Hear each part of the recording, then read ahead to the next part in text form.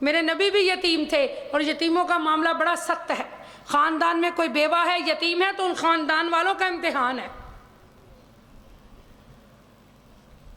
فرمایا کہ جب کوئی انسان بیوہ اور یتیم کی مدد کے لیے گھر سے نکلتا ہے تو 70,000 فرشتے اس کے اوپر نوری پر بچھا دیتے ہیں، اور وہ اس وقت تک امن میں ہوتا ہے جب تک وہ اپنے گھر میں واپس نہیں آ جاتا۔ جس نے یتیم بیوہ کی مدد کی، یتیم کی کفالت کی، وہ میرے نبی کے ساتھ ایسے ہوگا جیسے 2 انگلیاں۔ اللہ بولو سبحان اللہ۔ تو بری چیز کو عمدہ چیز سے نہ بدلا کرو، اور نہ ان کے مال اپنے مالوں میں ملا کر کھایا کرو، اور یقیناً یہ بہت بڑا گناہ ہے۔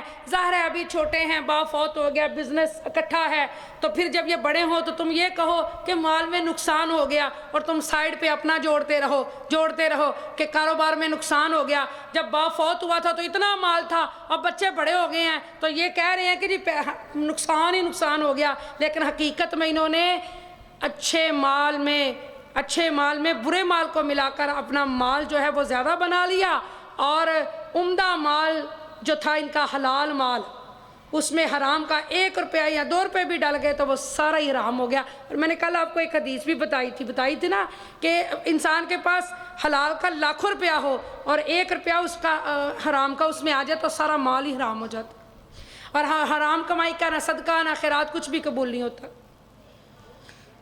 ٹھیک ہے جی، یقیناً یہ کیا ہے؟ بہت بڑا گناہ ہے۔ اور یہاں پر آپ کو ایک اور حدیث سنا دوں۔ حضور صلی اللہ علیہ وآلہ وسلم نے فرمایا بہترین وہ گھر ہے جس میں یتیم رہتا ہو اور اس کے ساتھ اچھا سلوک ہوتا ہو، اور دنیا میں بدترین وہ گھر ہے جس میں یتیم رہتا ہو اور اس کے ساتھ برا سلوک ہوتا ہو۔ اور اگر تمہیں اندیشہ ہو کہ تم یتیم لڑکیوں کے بارے میں انصاف نہ کر سکو گے تو ان عورتوں سے نکاح کرو جو تمہارے لیے پسندیدہ اور حلال ہیں۔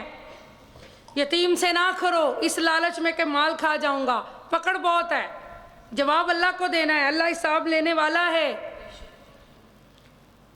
2 اور 3 اور 4 مگر یہ اجازت بشرط عدل ہے۔ اس سے پہلے لوگ 10 5 بہت زیادہ شادیاں کرتے تھے، پھر اللہ نے صرف 4 کی اجازت دی، بشرطے کے عدل۔ یہ بھی اجازت عدل کے ساتھ ہے۔ جو خاوند اپنی بیویوں کے ساتھ انصاف نہیں کرتا، خدا کے ہاں جب پیش ہوگا اس کے جسم کے 2 دڑ ہوں گے۔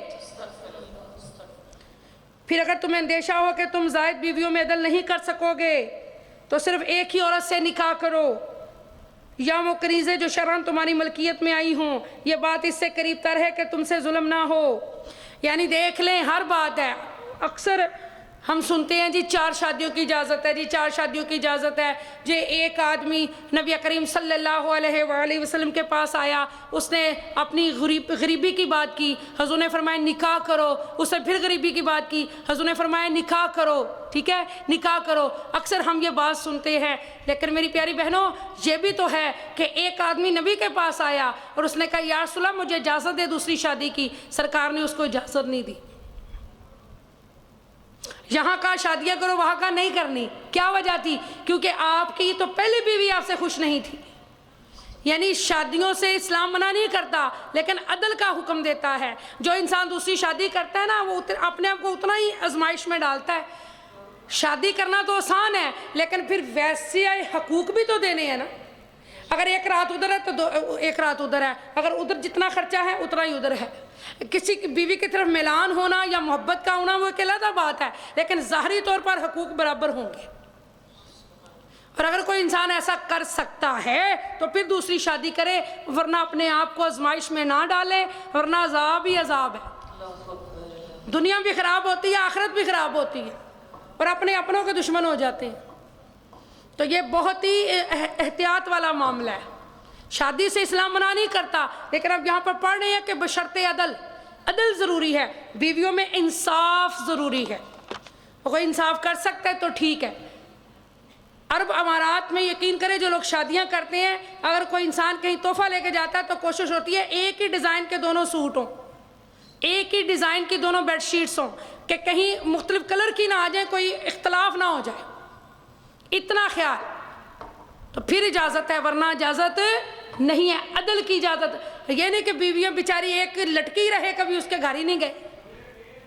یہ بات ذہن میں رکھیں، حقوق العباد جو ہیں وہاں اس کی پکڑ سب سے زیادہ ہے۔